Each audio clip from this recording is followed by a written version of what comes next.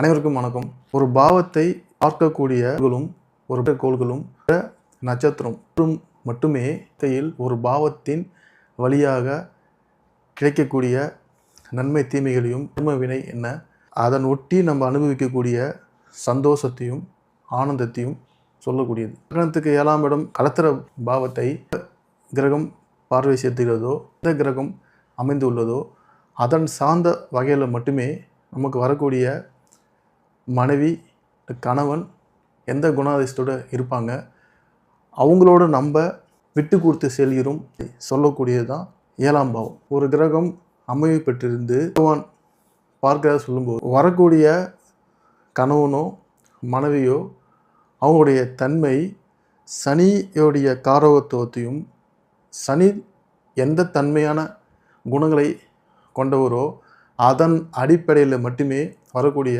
கலத்திரம் அமையும். லக்னத்துக்கு 7ஆம் இடத்துல ஒரு பாவகிரகம் இருந்து இன்னொரு பாவகிரகம் நீச்சம் பெற்ற கிரகங்கள் லக்னத்துக்கு 7ஆம் இடத்தை பார்க்கும்போது அந்த குணத்தை ஒட்டிய கணவனும் மனைவியை தான் நிச்சயமாக அமைவாங்க. இடத்த எனக்கு பாவகிரகங்கள் பார்க்குது, வக்கரம் பெற்ற கிரகங்கள் பார்க்குது, நீச்சம் பெற்ற கிரகங்கள் பார்க்குது, ஆனால் என்னுடைய கணவர் ரொம்ப நல்ல கணவர், ரொம்ப அருமையான கணவர், வாழ்க்கையில் எல்லாமே இருக்குன்னு வெளியில் நம்ம சொல்லிக்கலாம்.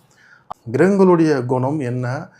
ஒரு கிரகம் பலம் பெற்று ஒரு பாவத்தை பார்க்குதுன்னா அந்த பாவம் சம்பந்தப்பட்ட வகையில் நமக்கு வாழ்க்கையில் சிறப்புகள் மட்டுமே வரும். பெற்ற கிரகங்கள், நீச்சம் பெற்ற கிரகங்கள், அஸ்தமனம் பெற்ற கிரகங்கள் ஒரு பாவத்தை பார்க்குன்னு சொல்லும்போது அந்த நீச்சம் வக்கரம் அஸ்தமனத்துக்குரிய குறைகளை தந்தே தீரும். மிதுன லக்னத்தில் பிறந்து லக்னத்துக்கு 7ஆம் இடத்துல குரு பகவான் அமர்ந்திருக்காரு. 7ஆம் இடத்தில் பாதகாதிபதியாகி அவரே கலத்திராதிபதியாகி வக்கரம் பெற்று அமர்ந்திருக்காரு. அவரே 10ஆம் இடத்துலேருந்து சனி பகவான் கேது சந்திரனோட சேர்ந்து பார்க்கிறாரு.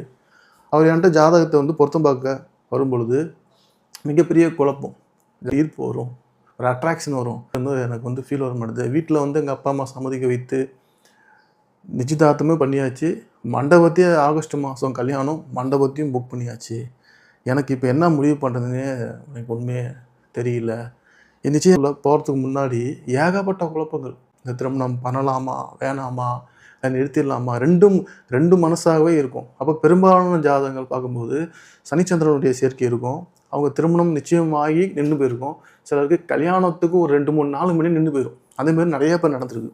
இதில் அதிகமாக ஆண்கள் பாதிக்கப்படுறாங்க. இப்போ இந்த பொண்ணு கிடையாது, உலகத்தில் எந்த பொண்ணை பார்த்தாலும் உங்களுக்கு ஆரம்பத்தில் பிடிக்காது. பிடிச்சி திருமணம் பண்ணாலும் அந்த வாழ்க்கை நிலைக்காது. ஏன்னா அந்த இடத்துல குரு வக்கரமாக இருக்காரு, சனி சந்திரன் சேர்ந்து கேதோடு சேர்ந்து பார்க்குறாரு.